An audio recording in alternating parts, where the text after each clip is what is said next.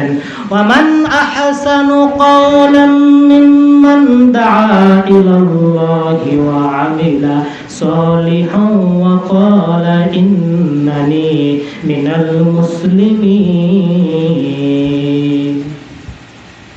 তার কথার চাইতে আর কার কথা উত্তম হতে পারে যে মানুষকে আল্লাহর দিকে ডাকে, নেক কাজ করে, ভালো কাজ করে, আর নিজেকে বলে আমি একজন মুসলমান, আমি মুসলমানদের অন্তর্ভুক্ত।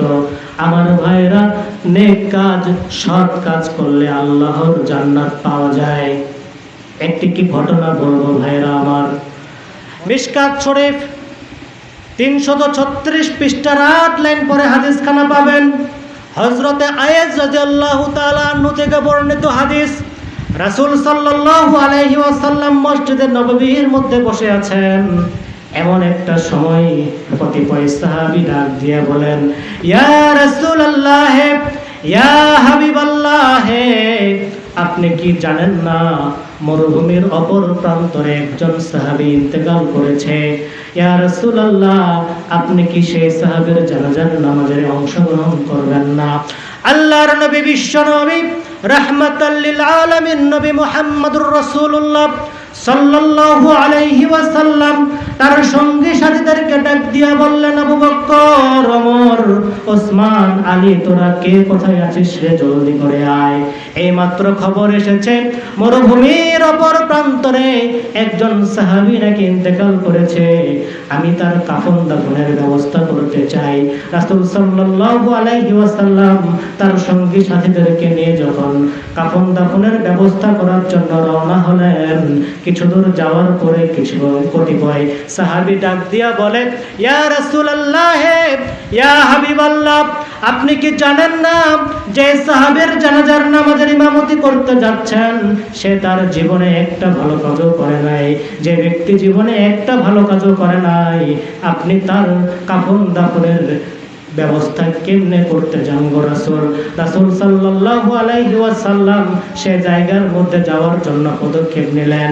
যখন তিনি স্থানের মধ্যে চলে গেলেন, আবার কতিপয় সাহাবী ডাক দিয়া বলে, ইয়া রাসূলুল্লাহ, ইয়া হাবিবাল্লাহ, আপনি কি এমন একজন সাহাবীর জানাজার নামাজের ইমামতি করতে যাচ্ছেন যে তার জীবনে একটা ভালো কাজও করে নাই? রাসূল সাল্লাল্লাহু আলাইহি ওয়াসাল্লাম অবাক হয়ে গেলেন, অ্যাস্টনিশড হয়ে গেলেন, কিং কর্তব্য বিমূঢ় হয়ে গেলেন। তিনি একটু চিন্তা ভাবনা করে ডাক দিয়ে বললেন, এরে আমার সাহাবীরা রে, তোদের মধ্যে কি এমন কেউ আছে যারা এই মুর্দারের একটা ভালো কাজের সাক্ষী দিতে পারে?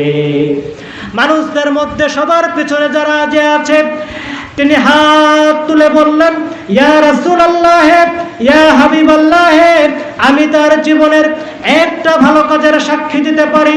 রাসূল সাল্লাল্লাহু আলাইহি ওয়াসাল্লাম বললেন, সামনে আসো আর বর্ণনা করো। সেই সাহাবী ডাক দিয়া বললেন, ইয়া রাসূলুল্লাহ, অল্প কিছুদিন পূর্বে আপনি আমাদের কিছু সাহাবীদেরকে ডেকে আপনি বললেন, ওই যে অমুক জায়গার মধ্যে যুদ্ধ হবে, তোমরা সেই জায়গায় যুদ্ধ করবে, তোমরা যুদ্ধে বিজয় অর্জন করলে যে গনিমতের মাল পাবে সেগুলো নিয়ে তোমরা যখন নিজ বাড়িতে মধ্যে আসবে, তখন যদি আসার সময় রাত হয়ে যায় তাহলে তোমরা আর পথ অতিক্রম করবা না, তোমরা একটা ফাঁকা জায়গা দেখে সে জায়গায় রাত্রি যাপন করবা, আর পরবর্তী দিন সকালবেলা তোমরা আবার রওনা দিবা।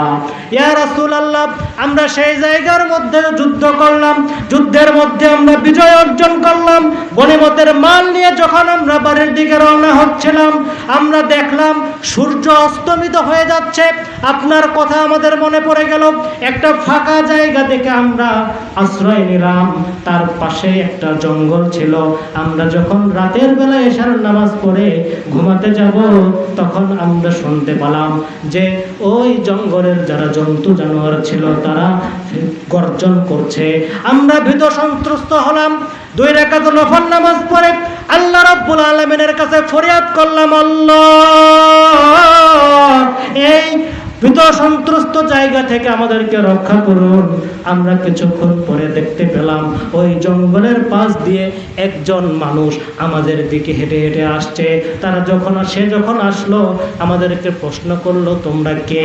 তোমাদেরকে তো কখনো দেখি নাই, তোমরা কোথা থেকে আসছো, তোমাদের পরিচয় কি? আমরা আমাদের সমস্ত ঘটনা তার সাথে শেয়ার করলাম, বললাম।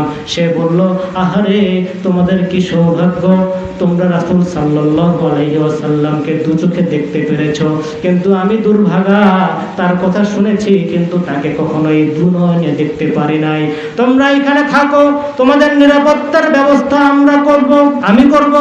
সেই সাহাবীরা যখন সেখানে শুয়ে গেল, রাত্রি যাপন করলো, তখন তারা শুনতে পেল সেই যুবক ডাক দিয়া বলছে, ওরে জঙ্গলের জন্তু জানোয়ারেরা, তোদের যদি ক্ষুধা লাগে তোরা আমাকে খা, কিন্তু নবীর সাহাবীদের গায়ে একটা ফুলের টোকাও দিস না।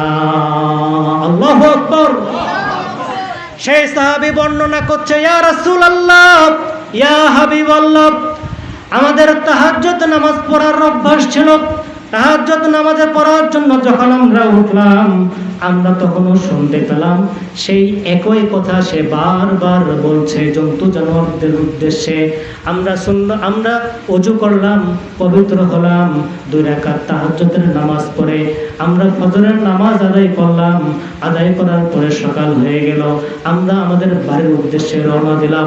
ইয়া রাসূলুল্লাহ, ইয়া হাবিবাল্লাহ, সেই দিনের সেই যুবক আর কেউ নয়, আপনার পাশেই এই খাটিয়ার মধ্যে যে শুয়ে আছে, সেই দিনের যুবকটাই হচ্ছে আজকের দিনের এই মুর্দা।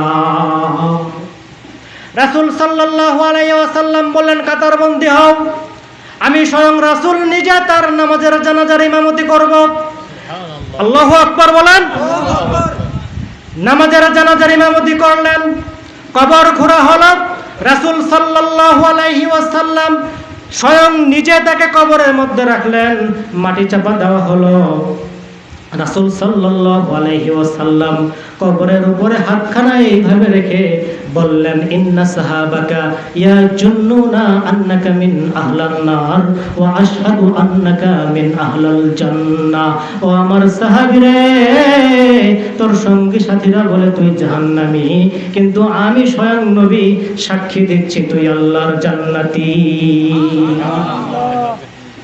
নেক কাজ, ভালো কাজ করার আর কি দৃষ্টান্ত আপনাদের সামনে উপস্থাপন করবো ভাইরা।